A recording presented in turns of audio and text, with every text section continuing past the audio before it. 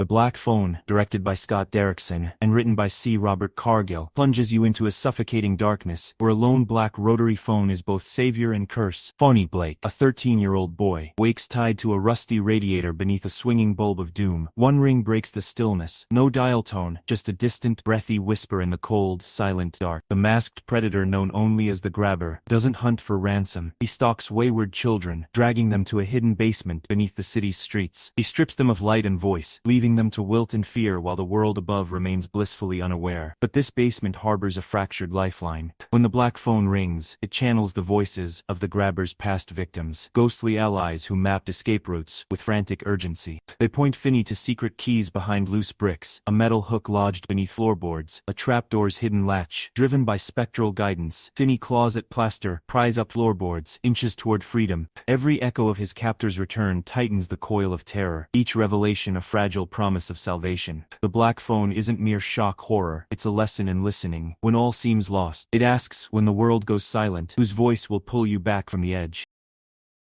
Saw, directed by James Wan and written by Lee Whannell, reinvented horror by trapping its victims in ruthless moral puzzles. Strangers wake up in a locked, filthy bathroom, handcuffed to the walls, with a mangled body lying between them, and only a crackling tape recorder to give them instructions. Every second counts as they're driven closer to a horror far worse than death. Don Kramer wasn't born to torture. He was a dedicated civil engineer, devoted to his wife Jill, until a home invasion stole their unborn child and left Jill shattered. Soon after, Kramer learned he had terminal brain cancer. A failed suicide attempt didn't end his pain. It forged a merciless conviction. Only those who fight for life truly deserve it. Jigsaw never pulls a trigger. He designs infernal devices that force victims into impossible choices. The reverse bear trap clamps metal jaws on your skull. Unless you rip the key from a corpse, a razor-edged pendulum swings toward your chest, daring you to saw off your own foot. And needles hide beneath a glass floor, tempting you to step and bleed for a chance at escape. Each trap mirrors its victim's darkest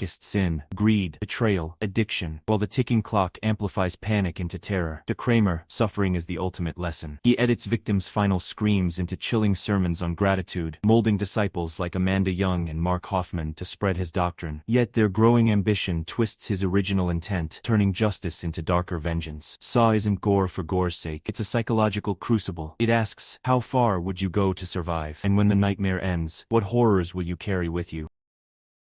Smile, directed and written by Parker Finn, weaponizes a simple grin into pure dread. Therapist Rose Cotter sits with patient Laura Weaver as she describes an unseen presence. Then her lips curl into a grotesque smile, and she slashes her own throat. The echo of that grin haunts Rose's every waking moment. The entity behind the smile feeds on unspoken anguish. It first appears after a shocking suicide, then haunts reflections, twisting familiar faces into masks of terror. Each new victim inherits the curse, their own grin distorted by something inhuman. As Rose's world unravels, she sees that smile everywhere, on her colleagues, on strangers in passing cars, even in her own reflection. Desperate, she seeks out Robert Talley, the lone survivor of the curse, who warns that the only way to break free is to pass it on through violence. Plagued by nightmarish visions and her own buried guilt, Rose traces the entity's origin through a web of childhood traumas. She delves into memory's darkest recesses, battling the contagious fear that threatens to consume her. Smile isn't just a cascade of jump scares, it's a study in hidden pain and the facades we wear. In every warped grin, the film exposes how our deepest wounds can become our undoing.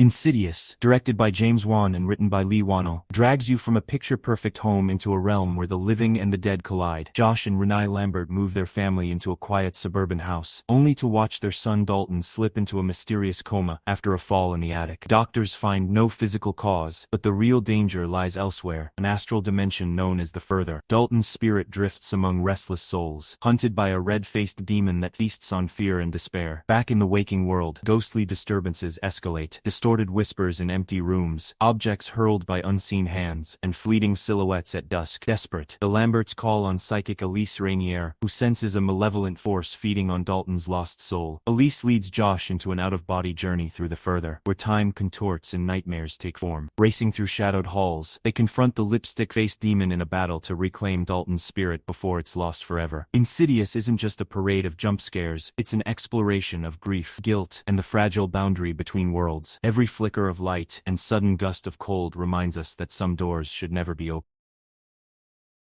The Grudge, directed by Takashi Shimizu and written by Steven Susko, resurrects horror as a lethal curse forged in rage. In the suburban calm of 44 Sakuragi Street, a dementia-stricken mother senses something wrong, and soon a chilling croak echoes through empty hallways. Karen Davis, an exchange student living nearby, learns the home's dark secret. Kayako Saki, a lonely wife, was murdered by her jealous husband, and their young son Toshizo met the same brutal fate. Their violent deaths birth the curse that clings to anyone who enters. When Matt Williams moves his family in, his wife Jennifer vanishes, and his mother Emma collapses in terror. Karen receives a frantic voicemail from Jennifer, her tear-choked plea the only clue to the nightmare unfolding behind closed doors. Karen ventures into the cursed house, piecing together the horror through fragmented visions. Kayako's pale figure crawling down the stairs, Toshizo's ghostly croak beneath beds, doors slamming of their own accord. Each encounter feels random, but like a virus, the curse spreads from victim to victim. The Grudge isn't just a haunted house story, it's an exploration of inescapable dread. Once you cross its threshold, the curse hunts you relentlessly, proving that some horrors never die, but only grow stronger in the dark.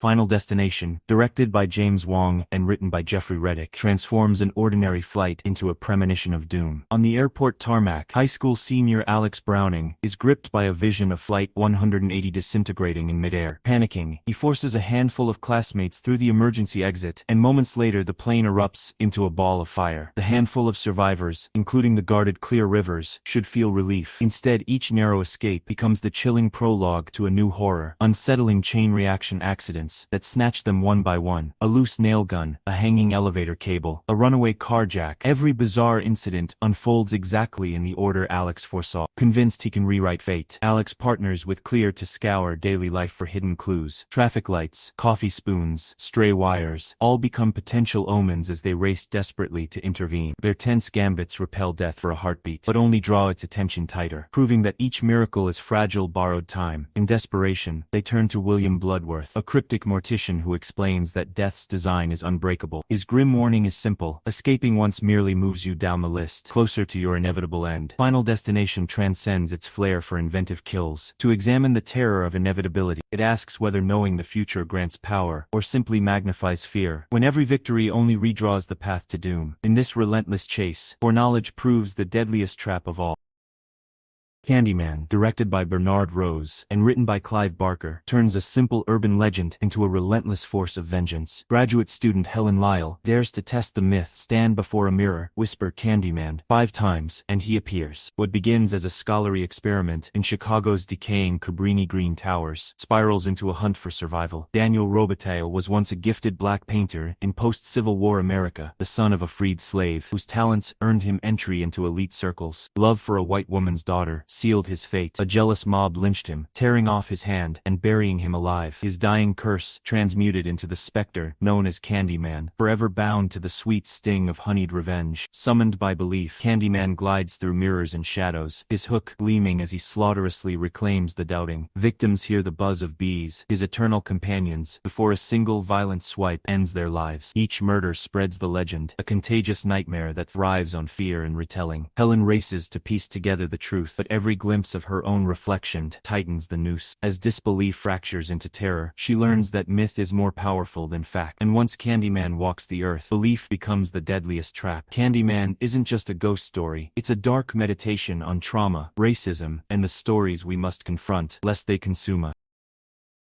Hellraiser unfolds like a dark ballet of obsession and agony. At its heart lies the Laman configuration, an ornate puzzle box, whispering promises of transcendence. Piece by piece, it unlocks a gateway to the Cenobites, otherworldly connoisseurs for whom pain and pleasure entwine. Their leader, Pinhead, emerges from candlelit gloom, chains writhing and hooks gleaming like surgical instruments. Frank Cotton, ever the thrill-seeker, solves the box's final click in the solitude of his attic. A blinding flash erupts, animated chains lash out, shredding flesh and bone in a grotesque dance. His screams reverberate through the rafters before the box snaps shut, resetting itself in cold silence. Years later, Frank's brother Larry and his perceptive daughter Kirsty inherit the same decaying house, unaware of its macabre secret. When Larry's blood spills onto the attic floor, it breathes half-life back into Frank's mutilated form. Julia, Frank's former lover now trapped in a loveless marriage, feels a dark summons. Under a pale moon, she lures unsuspecting men into the house, offering their her life force as Scarlet stitches to reforge Frank's fragmented body. Haunted by whispered chains and flickering candles, Kirsty uncovers Julia's midnight bargains. She deciphers the ritual, speak Pinhead 5 times before a mirror to summon the Cenobites. In a final candlelit confrontation, hooks, lint and chains snap through shadow. Julia and Frank are claimed, dragged into a realm where agony becomes ecstasy. More than a tale of terror, Hellraiser probes the monstrous allure of unchecked desire, reminding us that some doors once opened can never be closed.